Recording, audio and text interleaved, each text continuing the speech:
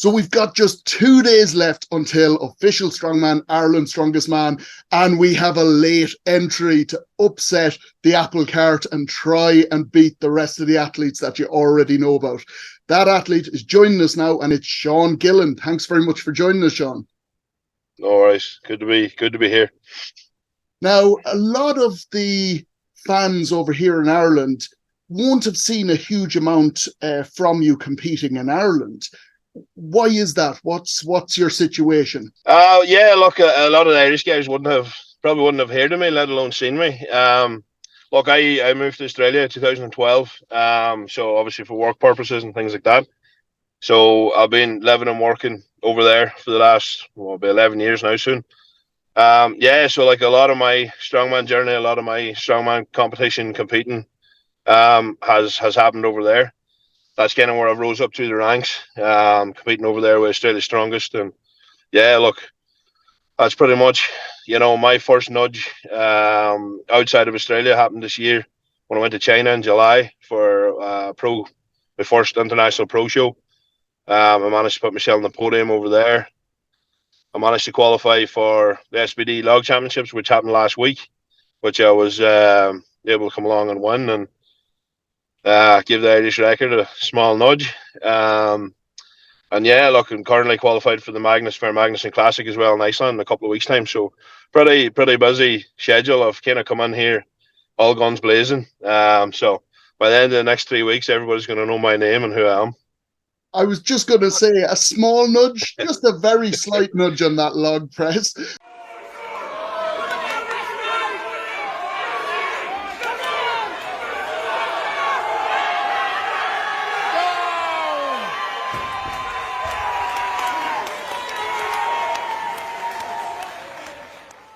Well, that was the thing coming into that. Whenever I qualified for it, I spoke to my coach and I said, look, I want to take the Irish record. And then I started doing some research, and the Irish record that I found at the time was like 190 something. So I was like, oh yeah, look, that's pretty reasonably within my wheelhouse. It wasn't until a couple of weeks out that I found Michael Downey had actually set 200 even. So that kind of moved the goalpost for me. And look, to be honest, I said, all right. I stuck to my plan. I said, look, I'm going to hit 200. When I was there on Saturday, I spoke to them in the morning and just reconfirmed that if I wanted to give the record a nudge, that I'll be able to take a fourth attempt. And they said, yeah, no problem. But look, what ended up happening was I opened at 170, pretty comfortable, took 185 for my second attempt. And then I took 200 for my third attempt. So I spoke with Tom and Z and I said, look, this should be an equal Irish record. So they said, look, after your attempt, we'll weigh it all, we'll make it all above board, and then it's up to you if you want to take a fourth attempt to give it a nudge or if you want to take it yourself, So after I took it successful at 200, they dropped it on the scales and I weighed in at just over 200, so it was 200.4. So, look, yeah, it gives it a small nudge. It means it's my record now by a small margin, but, we got a max log opener this week. So maybe we'll see what happens. Maybe we might give it another nudge. Who knows? You must be fairly confident going into this competition, considering especially the last year that you've had. You've obviously done Australia's Strongest Man and did very, very well there. You've got the Magnus Classic coming up as well. And then that log record, it's all been going right for you. Yeah, look, this year, in fairness now, everything's kind of ticked into place. All the goals and plans I set for this year so far, I've ticked the box. I said at the start of the year, I wanted to finish the year with 200 log. I wanted, as a bare minimum, I wanted at least an invite for an international show. And I still have one other goal to tick off as far as that's concerned. But look, I've got the 200 log. I've got the Irish record, which is a bonus. I've got a world championship under my belt. That's bringing me up to my second international. Podiumed twice at internationals. I took fifth this year, Australia's Strongest Man. I won the Australia Magnus qualifier. So yeah, look, this year's just been one of them years where just things have fell into place, and I was able to just capitalize and keep progressing through and get the results that I wanted. Obviously this weekend, I'd say it's going to rock the boat a bit. Me turning up, but look, the intention, I suppose, in the next while is to make either a move back to here permanently or a part-time move. So, look, for me, wanting to break into the European scene, to break into the Irish scene, that's been something that's been very important to me this year. So, look, this is a good opportunity. And you touched on it there, that this might sort of upset the apple cart a little bit. I don't think any of the athletes are expecting yourself or anybody else to come in at this late stage. Because you've come in so late, is there caveats been put on it from official strongman, from the organizers, or is it just, are you on the same level pegging as everyone, or what's the situation with that? Look, yeah, which is fair, and I respect that. There is a caveat in place, which, look, I understand and respect wholeheartedly. It is a bit last minute to come in. Look, I am Irish born. I'm an Irish citizen. Irish through and through. I simply live in Australia for work purposes. That's what has taken me there. But I think, in an order of fairness, the boys have put it out that this is a Britain's Strongest Man, a James Live Britain's Strongest Man qualifier.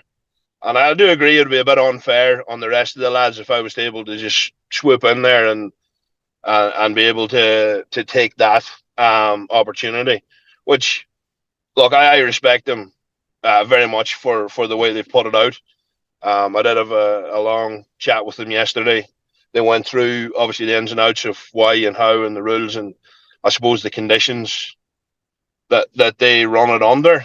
And I respect that. So yeah, look, that is the caveat. I won't be able to take that invite to Britain's should I win. But as far as everything else is concerned, I'll be there as a full competitor capacity outside of that, And I think that one of the reasons you're probably doing this, and there's probably many reasons, is that winning a show like this would really put you on the radar for Giants Live, for possible dropouts and stuff in upcoming shows, that you would be at the forefront of their mind for, right, you deserve a place in this. 100%. Like, anybody that starts off in the strongman journey, certainly in the opens, I think if you were to say that getting the world's strongest man wasn't on your radar, then I don't think, you're obviously not, you're not fully committed to the sport. And I'm not like anybody, I'm 100% there. I want to get my way to world's strongest man, and obviously getting on the Giants Live circuit is a big part of getting there. So, like, yes, I was a wee bit of taken back whenever, that caveat was there, just momentarily. But, like, I suppose, like you just said there, this is going in front of all the right eyes. And I think if some man is turning up and is putting himself in a high standing in this level of competition, in the qualifier that it is, in the conditions, with, let's just say, a rather short prep, I think it's going to be very hard for them to look away. It should definitely put me on the reserve bench for Giants Live as a minimum, and, like, as it stands at the minute, I am Ireland's strongest shoulders. I am the best Irish presser that is out there.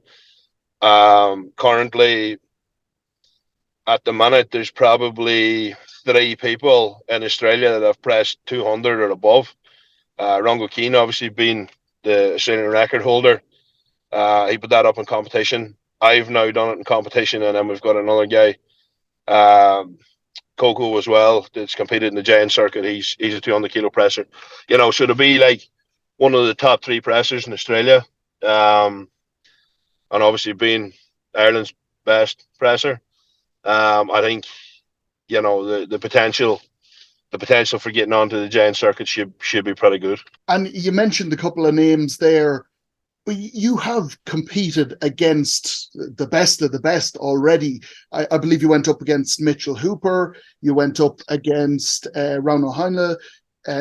Next in the next show, Magnus Classic, you've got Maxime Boudreau and Rongo as well.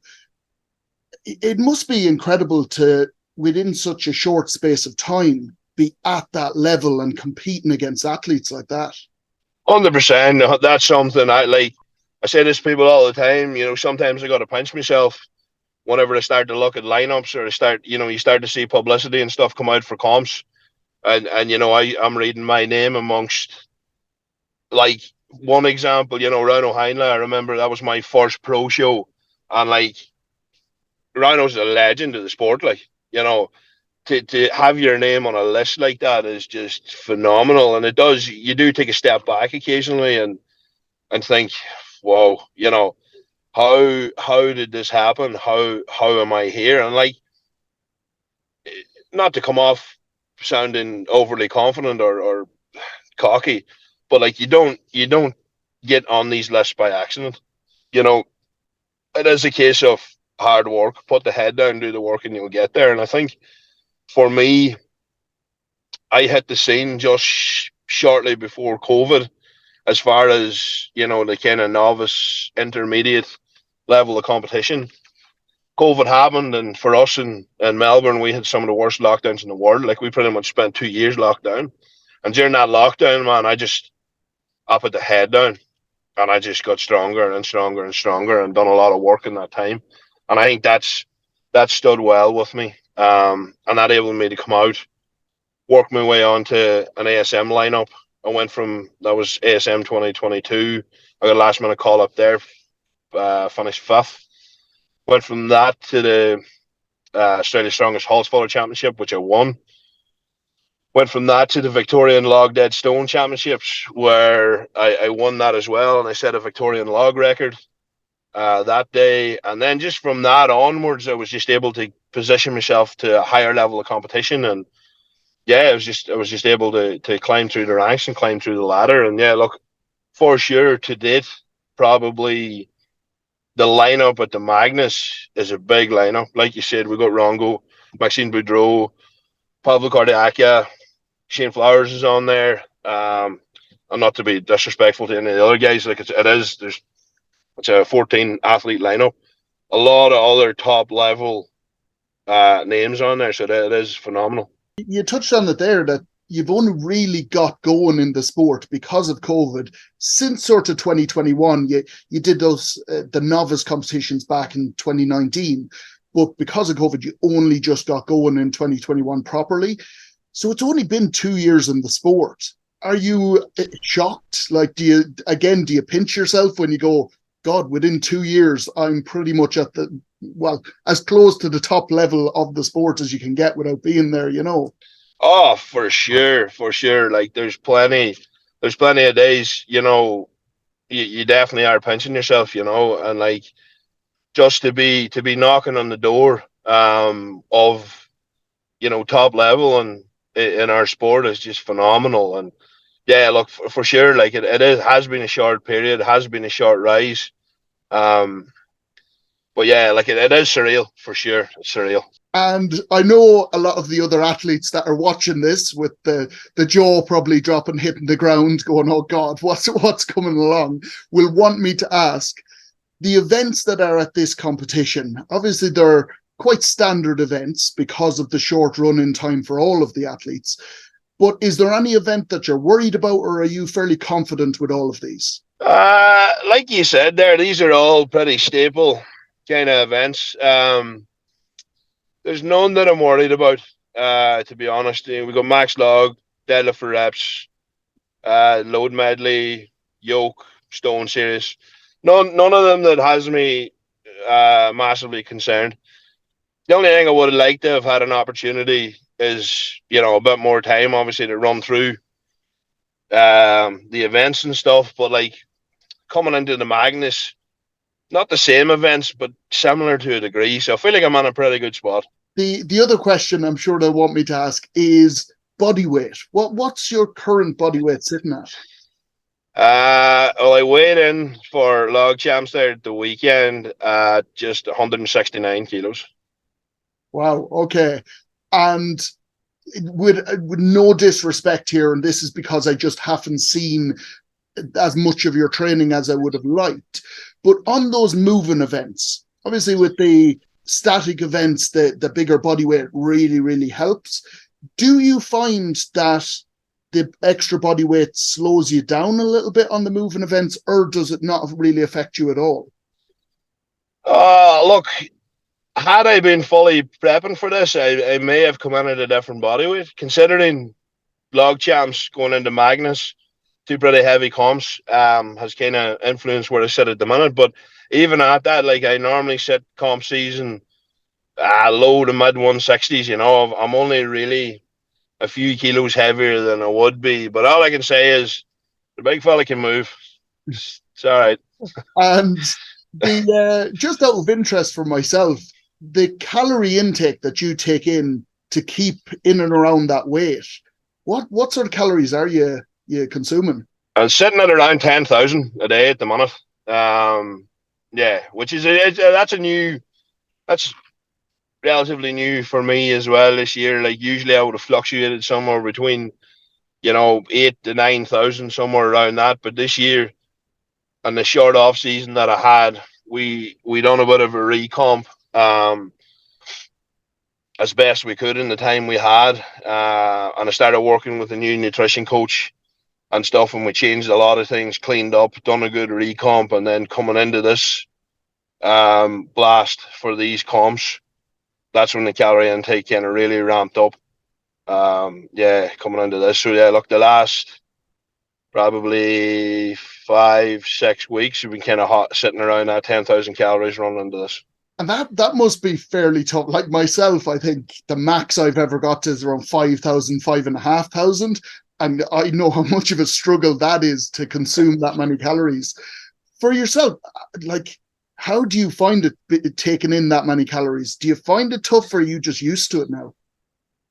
Nah, look, I'll always say to everybody, like, eating is definitely one of the biggest challenges when it comes to, I suppose, competing in open weight strongman, especially when you're looking at consuming that amount of calories. Like, eating is definitely the hardest task.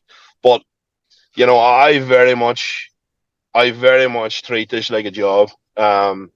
Like for me, it's all regimented. I have my breakfast time. I've got my meals scheduled to times rather than hunger feelings. So like things are a bit out of whack since I've came back here, just because of the fact that my day's not scheduled the way that it's normally scheduled with work commitments and stuff on the other side. But like I eat when it's time to eat. Not necessarily because I'm hungry. If I'm supposed to eat at 10 o'clock, I eat at 10 o'clock. If my next meal is 12:30, I eat at 12:30. And I take the container, I put it in the microwave, and I eat till I'm finished. I kind of bypass the feelings associated around the food. Food is simply fuel for the machine. And yeah, that was something that, like I said, I do look at this very much through the eyes of it being a job. In a whole, training, eating, recovery, sleep. My commitment, my commitment to it is pretty high. And I know I'm getting away from the competition here, but it's quite interesting. I'm sure the viewers are equally interested. But with the travel, and obviously you're traveling quite a bit at the moment, you're constantly on the move. How do you manage that with the diet? Is it a case of, like you say, just planning as much as possible, but working around it? Yeah, look, you got to plan. Planning is key when it comes to anything, and it's no different when it comes to your eating commitments. The time flying is probably the most difficult, because obviously you're kind of contained to what you can get on the plane. But like, to supplement that, I just like, the big thing when you're flying is water consumption, making sure you're not getting super dehydrated, and then to bulk up the calories during flights.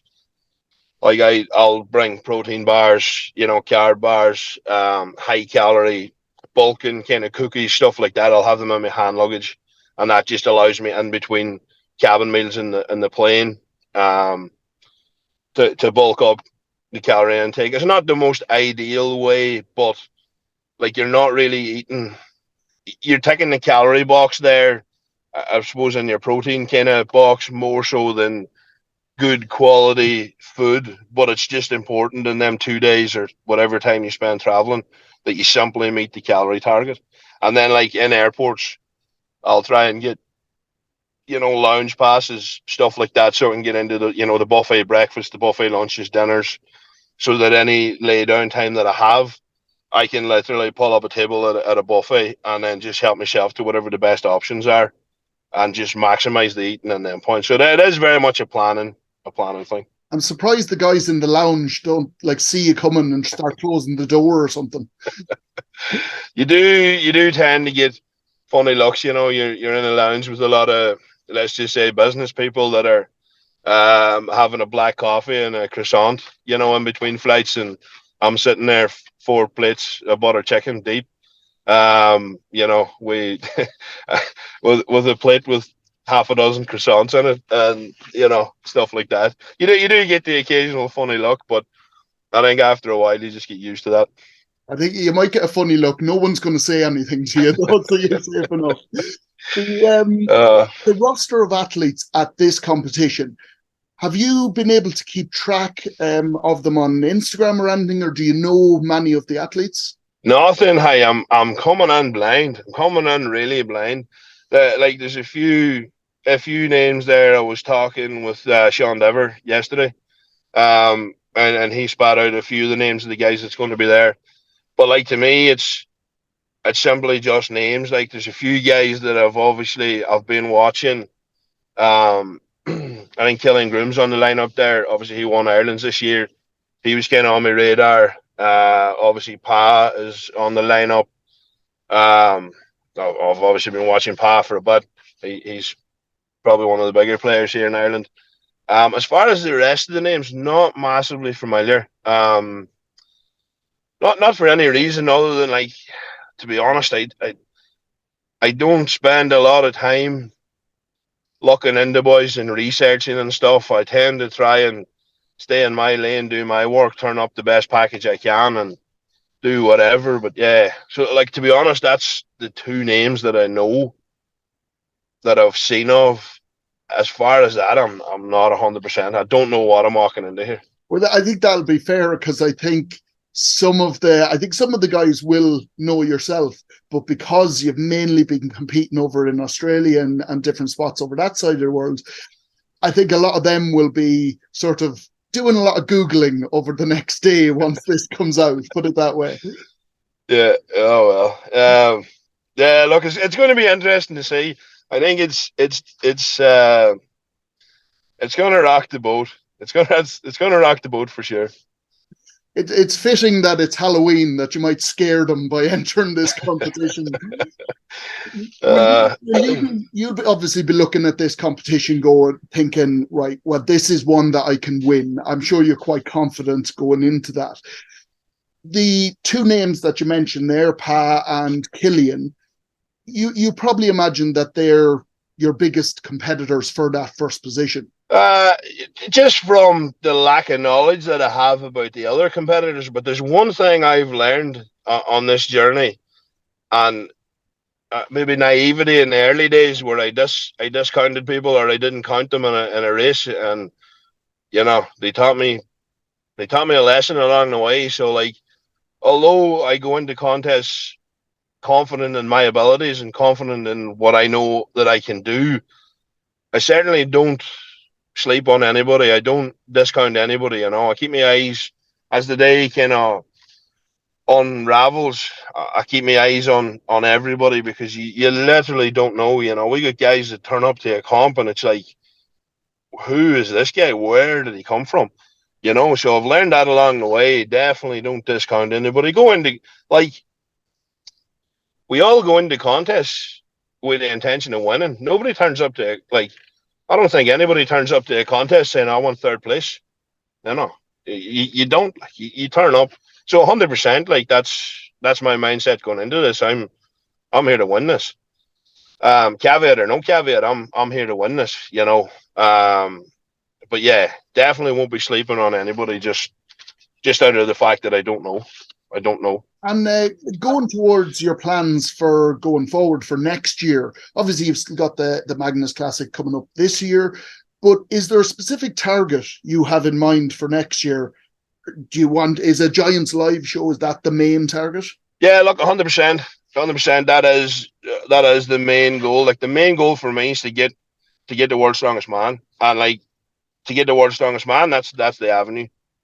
So like the big focus now, to finishing out this year, is definitely put myself in front of the right people and put myself in a good position to get on the Giants Live roster and get a Giants Live show under my belt. That's definitely the plan. Like literally this weekend, and then the Magnus, and that pretty much sees out my competition period for 2023.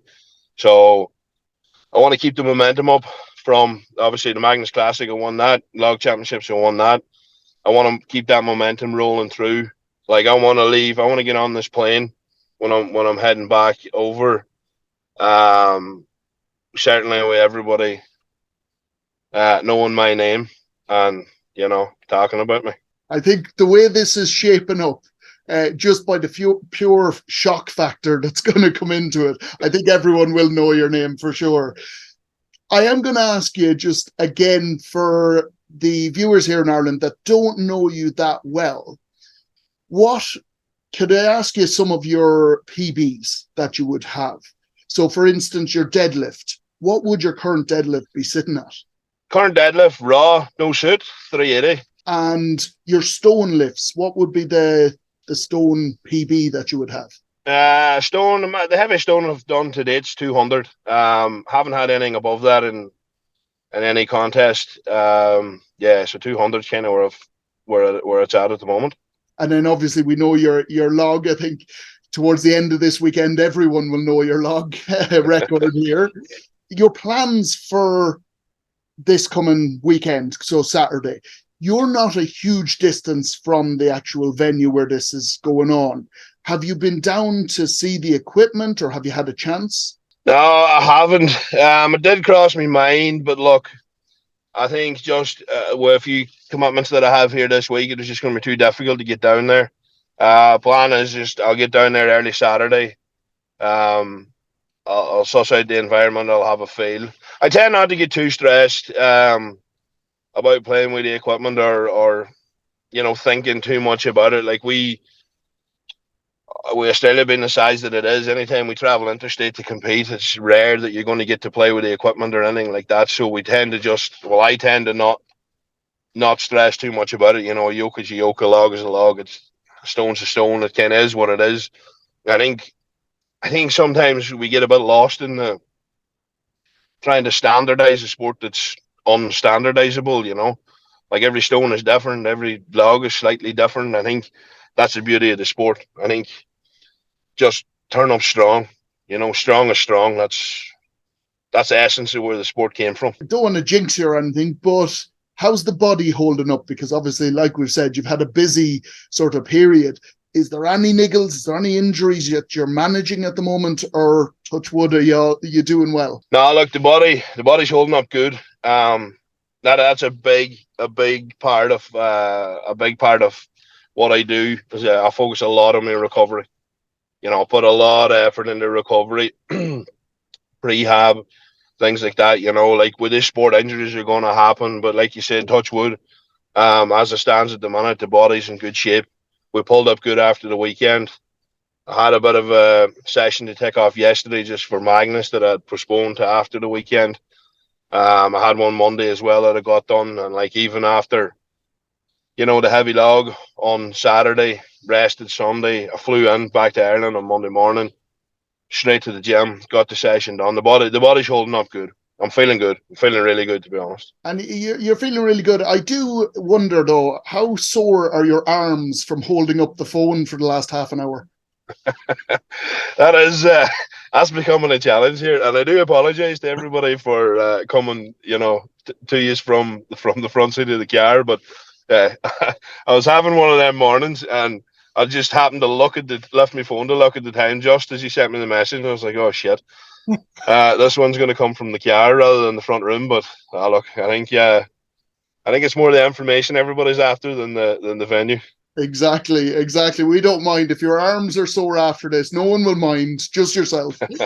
I always like to give the athletes a little chance to shout out their sponsors, because especially with yourself having to fly to different countries to compete at these events, it's a very expensive thing. So we really rely on those sponsors. So for yourself, who does sponsor you?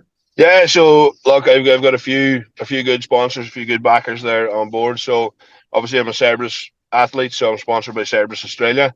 One of my other sponsors is my myotherapist, Dynamic Therapy. So they look after the body for me, keep me in a one piece. The gym that I train out of, Inspired HQ over there in Melbourne, in Hoppers Crossing, they look after me well. There. And then another sponsor that I have is Ardrea Formwork, which is a construction company that I work for in Melbourne. So they help out a lot with the travel and stuff, which is massive. And just out of interest that you mentioned it there, you've obviously got your pro card now. Do you still have your normal job? I know you were in construction. Do you still do that? Yeah, I still do. I still hold down the job. Yeah. Look, my job, it's a managerial position, so it's not as obviously physically demanding on the body as what it would have been, some years back. But yeah, still hold down the job. And finally, if anybody does want to follow along with your progress and follow along with hopefully seeing you at World's Strongest Man next year, the year after, what's the best way? Is it Instagram? Instagram for sure, yeah. So it's just at Sean Gillen Strongman on Instagram. YouTube as well. Look, we vlog a lot. We get a lot of stuff up there, which will obviously get more and more as we're traveling and going around on YouTube, and that's just Sean Gillen Strongman as well. If you find me on Instagram, the links are in the bios there for YouTube and stuff like that. TikTok is there. Haven't put a lot of effort into it. Probably should put more effort into that. But look, all these things will obviously grow. The bigger the journeys we're going on, these things will all grow. Anybody wants to follow along, probably the best of them on is definitely Instagram for the day-to-day kind of stuff. If you want more behind the scenes, YouTube's up there. We post a lot of, I suppose, training runs for comps, post-comp interviews, stuff like that. I know how you feel. I'm the same with TikTok. I'm like, oh, I'll do it at some stage. It's fine. Yeah. Well, I'm going to put all the links to those sponsors and to your social media pages for anybody that is looking. They'll all be in the description below. So click on over, give a follow, and subscribe to those channels. It does the world of help for every one of our athletes. But thank you very much for joining me, Sean. I'll see you in 2 days' time, and hopefully that podium has your name on it by the end of the day. Hopefully so. That's the plan. Look, thanks for having me on. It was a pleasure talking. No problem at all, Sean. I'll see you on Saturday. People, especially us Irish, as soon as we know there's a camera on, we just go, oh, shite, I don't want to say a thing here, 100%. Hey, 100%. It's very much like that. There could be cameras rolling, that you're not aware of or stuff like that, and you're just yourself. It's fine. It's good content. It works well. Yeah. But it certainly took me a long time to get used to it anyway, especially when it came to, putting out my own content and stuff and working, especially working in the gym and working in different scenarios with my own videographer. It was weird for a while. It took me a while to become comfortable with it. It's different at comps and stuff with streams and that. You're not really, it's the last thing on your mind, so you are pretty organic and you're pretty, it works well. But when you got to get used to that camera being in front of you, it's a different animal. Well, hopefully this one will be quite chilled out and relaxed anyway.